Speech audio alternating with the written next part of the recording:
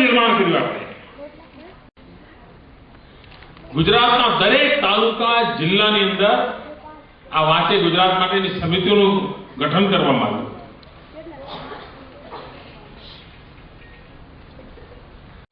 શાળાઓના લગભગ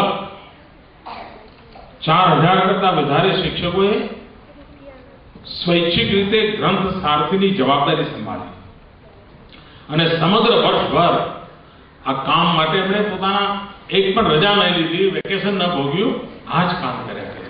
આ મોટી વાત છે.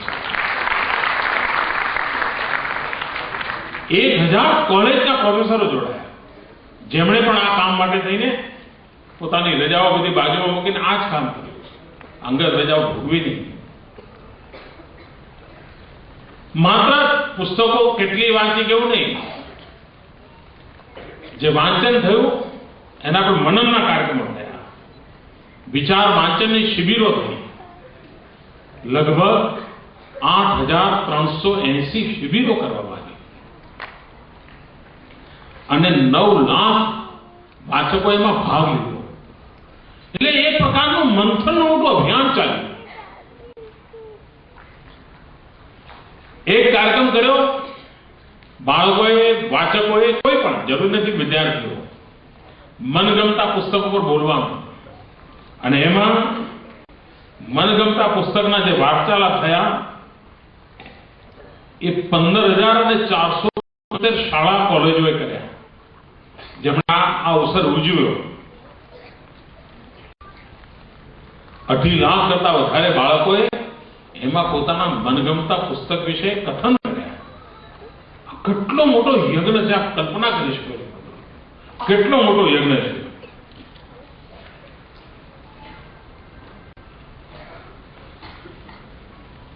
આપણે લોકોને કહ્યું ઘરોમાં ગ્રંથ મંદિરોની વાત, એને પણ લોકોએ ઉપાડી દીધી. મેં તો એક જગ્યાએ મારા વક્તવ્યમાં કહ્યું હતું, વાંચે ગુજરાત અભિયાનને લીધે જુવાન છોકરાઓ છોકરો છોકરી પસંદ કરવાની હોય તો ઇન્ટરવ્યુ કરતા હોય. આજકાલ કોઈ પૂછે તને કયું પિક્ચર ગમે છે, તારો ફેવરેટ એક્ટર કયો છે, એવું નહીં, એના જ નક્કી કરે. મેં કહ્યું હવે તમે આટલું પૂછો, તારા ઘરમાં ગ્રંથ મંદિર છે કે કેટલા પુસ્તકો છે તારા ઘરમાં, કયા પુસ્તકો છે, તમને આપોઆપ ખબર પડશે કે કુટુંબ કયા સંસ્કાર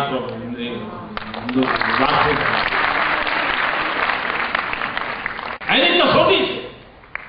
વ્યક્તિ પુસ્તકો સાથેનો નાતો, કેવા પુસ્તકો સાથેનો નાતો, એના આધારે નક્કી થતું હોય છે કે આ વ્યક્તિ જીવનમાં કઈ તરફ જવા માંગે છે.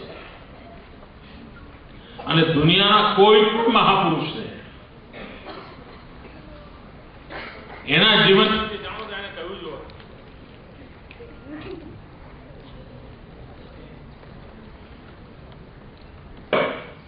એના જીવનમાં 3 બાબતોનો ઉલ્લેખ કર્યો હોય. એક મારી માતાનો મારા જીવન પર પ્રભાવ, બીજું મારા શિક્ષકનો પ્રભાવ અને ત્રીજું ફલાણા પુસ્તકનો મારા પર પ્રભાવ. લગભગ દુનિયાના મહાપુરુષો પાસે આ 3 બાબતો જોવા મળે છે. હવે તમારા નસીબમાં શિક્ષક સારા છે કે નહીં, માતા તમારા માટે સમય કાઢી શકે છે કે નહીં, એ બે તમારા હાથમાં નથી, પણ પુસ્તક તો તમારા હાથનો વિષય છે. 30% તો ગેરંટી છે.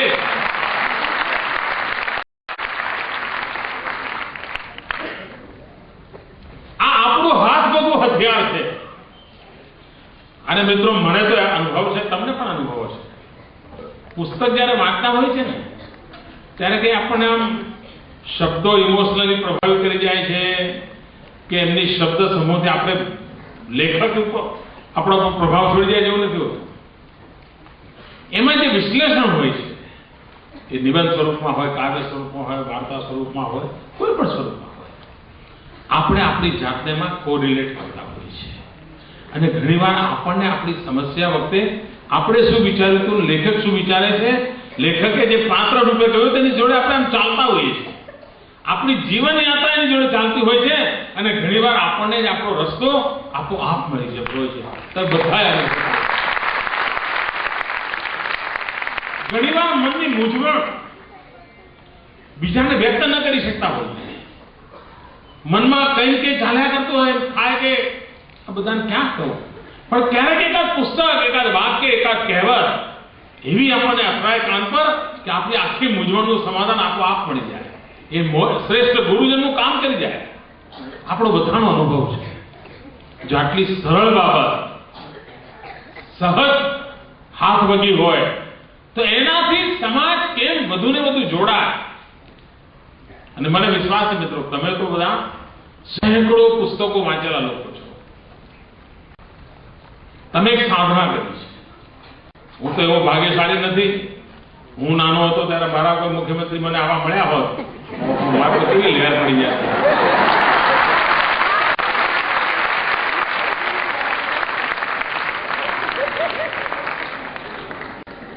પણ ત્યારે આપણું ગુજરાત જુદું નહોતું. ત્યારે આપણે મહારાષ્ટ્ર રાજ્યનો હિસ્સો હતા.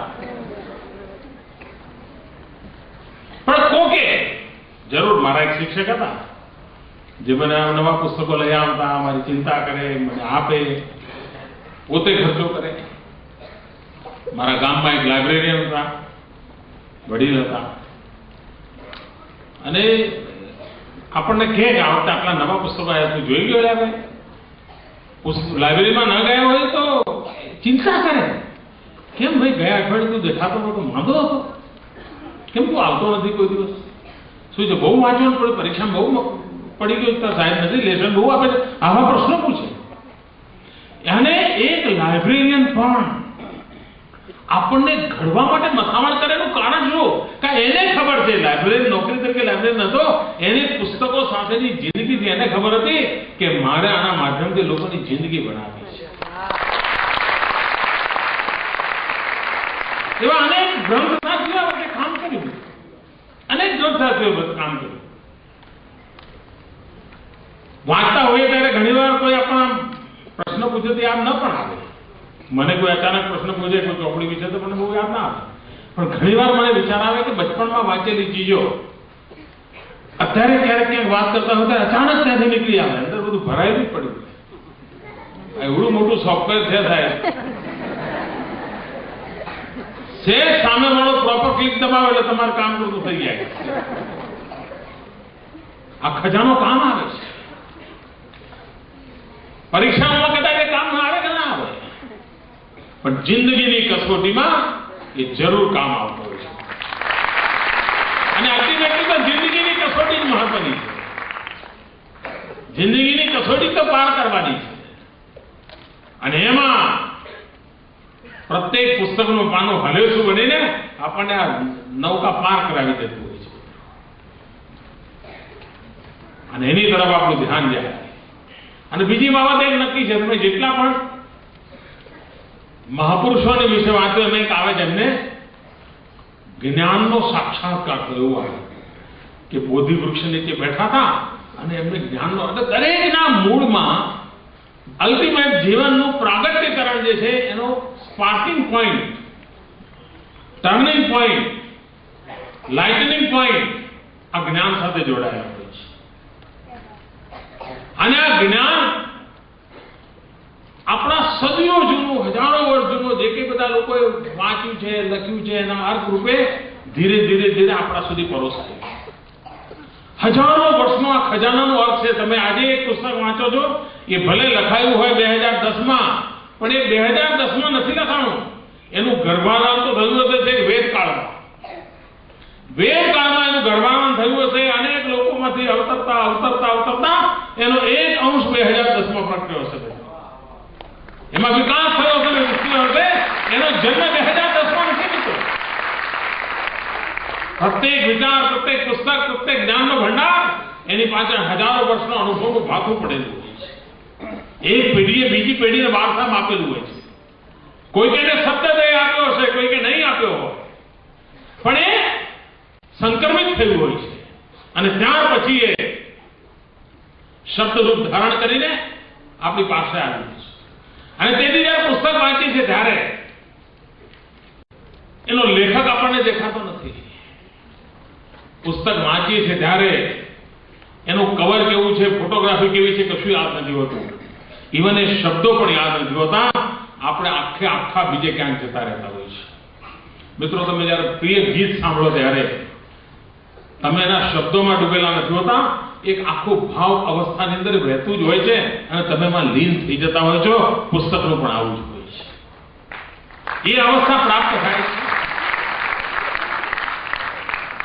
એવા શિક્ષક કેટલાક વિદ્યાર્થીને એવું પણ થયું હશે કે સ્પર્ધા જીતવી છે,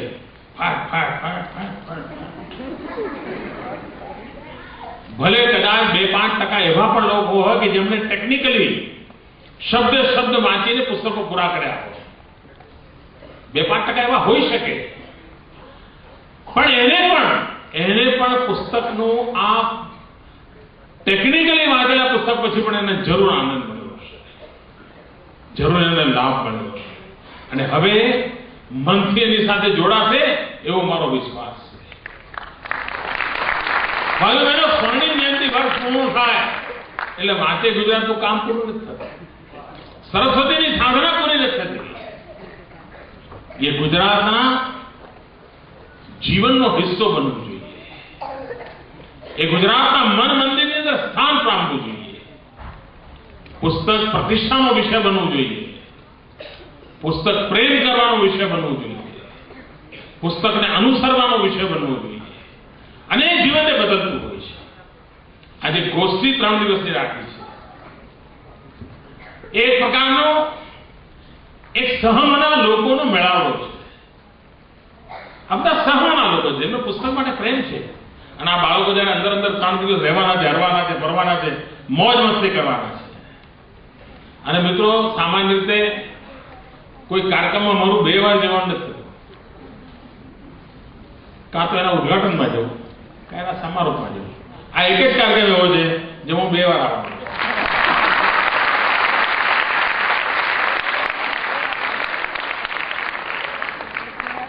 મને ખબર છે કે આનું મૂલ્ય મને ખૂબ સમજાય છે.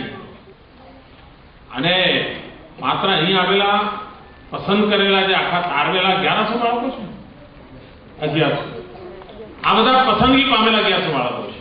પણ એની સાથે નીચે આખી પ્રક્રિયામાંથી પસાર થયેલા એ બધા પણ મનથી આ 3 દિવસ અહીંયા જ છે. ભલે કદાચ પોતાના ગામમાં આવતા રહેશે, મનથી એ કાર્યક્રમ જોડે છે. કારણ કે એનો ભાગ બન્યો હતો, એનો હિસ્સો બન્યો હતો. અને આ આખી ચેતનાને સતત જીવતી રાખવી છે. અને બીજી મારી એક ઈચ્છા છે કે જે લોકો ખૂબ પુસ્તકો વાંચ્યા છે, જેમને પુસ્તકનું મહાત્મ્ય સમજાણું છે, એમણે હવે આ રોડ બીજાને લગાડવો પડે. આનો ચેપ આપણી આજુબાજુ લાગવો જ જોઈએ.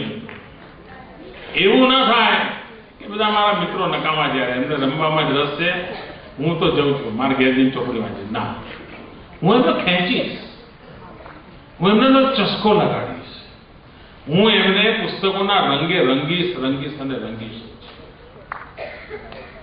તો મિત્રો, આપણે વાંચે ગુજરાતની અંદર એક સફળ વાચક તરીકે આપણે આગળ આવ્યા. આ વાંચે ગુજરાતનો કાર્યક્રમ ગયા દશકામાં કર્યો હતો. માનો કે આપણે 20મી સદીના છેલ્લા દશકામાં અથવા 20મી સદીના 9મા દશકામાં કર્યો હતો, શું થાય? તો આપણી ગુજરાતી ફિલ્મો બનાવે છે ને, એમણે ફિલ્મ બનાવી, એક બધી ફિલ્મો બનતી હતી ખબર છે એ વખતે? વીર માકડાવાળો, વીર લાકડાવાળો, હે, બધી આખી બધી 15-20 ફિલ્મો એવી જ આવેલી. હે, તો ચોપડી ફિલ્મ બની હોય વીર વાંચવા વાળો.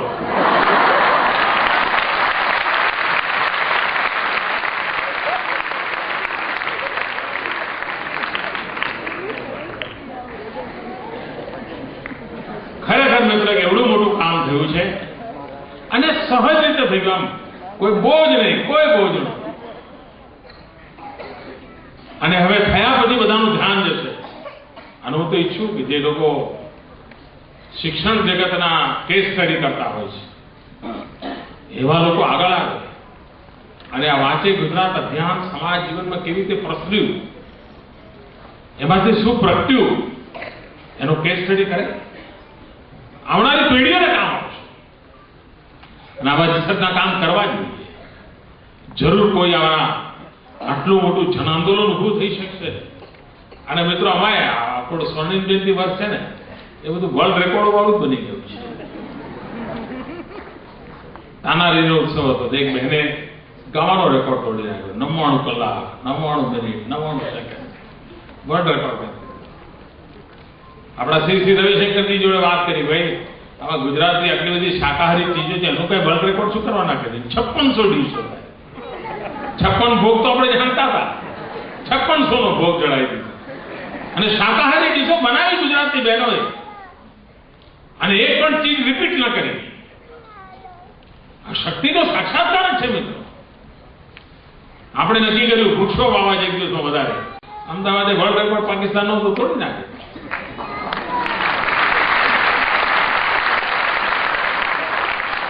આપણે શતરંજનો કાર્યક્રમ ઉપાડ્યો. દુનિયાનો રેકોર્ડ હતો 13,000 લોકો. આપણા ગુજરાતના લોકો 20,000 લોકોનો શતરંજ જમાડીએ તો સાહેબ રેકોર્ડ જીતી લીધો.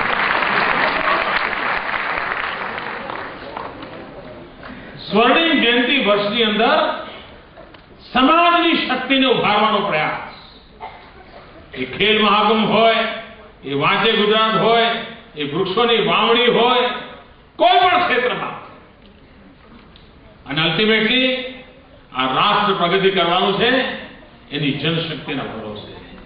એ જનશક્તિ કેટલી સામર્થ્યવાન છે એના આધારે દેશ સામર્થ્યવાન બનવાનો છે. અને જનશક્તિને સામર્થ્યવાન બનાવવા માટેના જે માધ્યમો છે તેમાં એક જ્ઞાનની ઉપાસના છે, જ્ઞાનની ભક્તિ.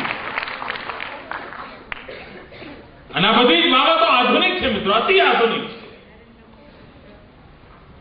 અને જ્યારે મેં વાંચે ગુજરાત માટે જ્યાં જતો તો બધા વાંચતો તો હું કોઈ પણ પુસ્તક વાંચ્યો ભાઈ, તમને બસનું ટાઈમ ટેબલ વાંચવાનો ટાઈમ મળે એ વાંચો.